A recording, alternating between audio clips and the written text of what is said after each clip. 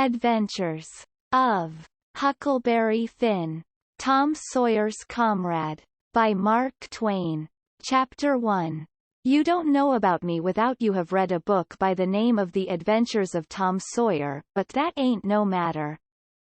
That book was made by Mr. Mark Twain, and he told the truth, mainly. There was things which he stretched, but mainly he told the truth. That is nothing. I never seen anybody but lied one time or another. Without it was Aunt Polly, or the widow, or maybe Mary. Aunt Polly, Tom's Aunt Polly, she is and Mary, and the widow Douglas is all told about in that book, which is mostly a true book, with some stretchers, as I said before. Now the way that the book winds up is this: Tom and me found the money that the robbers hid in the cave, and it made us rich. We got $6,000 apiece, all gold. It was an awful sight of money when it was piled up. Well, Judge Thatcher he took it and put it out at interest, and it fetched us $1 a day apiece all the year round, more than a body could tell what to do with. The widow Douglas she took me for her son, and allowed she would civilize me, but it was rough living in the house all the time, considering how dismal, regular and decent the widow was in all her ways, and so when I couldn't stand it no longer I lit out. I got into my old rags and my sugar hogshead again, and was free and satisfied.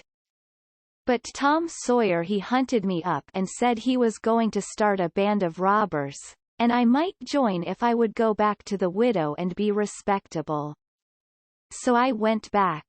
The widow she cried over me, and called me a poor lost lamb, and she called me a lot of other names, too, but she never meant no harm by it. She put me in them new clothes again, and I couldn't do nothing but sweat, and feel all cramped up. Well, then, the old thing commenced again. The widow rung a bell for supper, and you had to come to time. When you got to the table you couldn't go right to eating, but you had to wait for the widow to tuck down her head and grumble a little over the victuals, though there warn't really anything the matter with them. That is, nothing, only everything was cooked by itself. In a barrel of odds and ends it is different things get mixed up, and the juice kind of swaps around, and the things go better. After supper she got out her book and learned me about Moses and the bulrushers, and I was in a sweat to find out all about him, but by and by she let it out that Moses had been dead a considerable long time, so then I didn't care no more about him, because I don't take no stock in dead people. Pretty soon I wanted to smoke, and asked the widow to let me. But she wouldn't. She said it was a mean practice and wasn't clean, and I must try to not do it any more. That is just the way with some people. They get down on a thing when they don't know nothing about it. Here she was a-bothering about Moses, which was no kin to her, and no use to anybody, being gone, you see, yet finding a power of fault with me for doing a thing that had some good in it. And she took snuff, too. Of course that was all right, because she done it herself. Her sister, Miss Watson, a tolerable slim old maid, with goggles on, had just come to live with her, and took a set at me now with a spelling book. She worked me middling hard for about an hour, and then the widow made her ease up.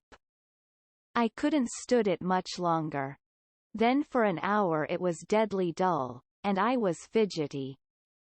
Miss Watson would say, "Don't put your feet up there, Huckleberry, and don't scrunch up like that." Huckleberry sat up straight, and pretty soon she would say, "Don't gap and stretch like that. Huckleberry, why don't you try to behave?" Then she told me all about the bad place, and I said I wished I was there. She got mad then, but I didn't mean no harm. All I wanted was to go somewheres, all I wanted was a change. I warn't particular. She said it was wicked to say what I said she wouldn't say it for the whole world she was going to live so as to go to the good place. Well, I couldn't see no advantage in going where she was going, so I made up my mind I wouldn't try for it. But I never said so, because it would only make trouble, and wouldn't do no good. Now she had got a start, and she went on and told me all about the good place. She said all a body would have to do there was to go around all day long with a harp and sing, forever and ever. So I didn't think much of it. But I never said so. I asked her if she reckoned Tom Sawyer would go there, and she said not by a considerable sight. I was glad about that, because I wanted him and me to be together. Miss Watson she kept pecking at me, and it got tiresome and lonesome.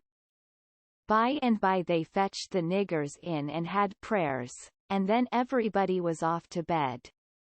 I went up to my room with a piece of candle, and put it on the table. Then I sat down in a chair by the window and tried to think of something cheerful, but it warn't no use. I felt so lonesome I most wished I was dead. The stars were shining, and the leaves rustled in the woods ever so mournful, and I heard an owl, away off, coo-wooing about somebody that was dead, and a whippoorwill and a dog crying about somebody that was going to die, and the wind was trying to whisper something to me, and I couldn't make out what it was, and so it made the cold shivers run over me.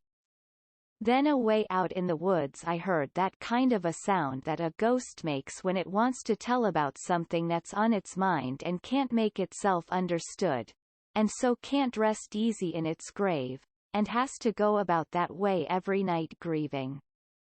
I got so downhearted and scared I did wish I had some company. Pretty soon a spider went crawling up my shoulder, and I flipped it off and it lit in the candle, and before I could budge it was all shriveled up. I didn't need anybody to tell me that that was an awful bad sign and would fetch me some bad luck, so I was scared and most shook the clothes off of me. I got up and turned around in my tracks 3 times and crossed my breast every time, and then I tied up a little lock of my hair with a thread to keep witches away. But I hadn't no confidence. You do that when you've lost a horseshoe that you've found, instead of nailing it up over the door, but I hadn't ever heard anybody say it was any way to keep off bad luck when you'd killed a spider.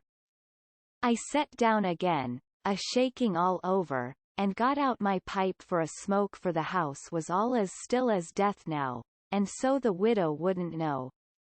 Well, after a long time I heard the clock away off in the town go boom boom boom 12 licks, and all still again, stiller than ever. Pretty soon I heard a twig snap down in the dark amongst the trees. Something was a-stirring. I sat still and listened. Directly I could just barely hear a meow. Meow.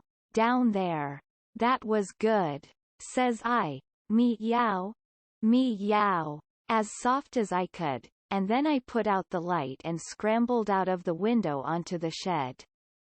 Then I slipped down to the ground and crawled in among the trees, and, sure enough, there was Tom Sawyer waiting for me.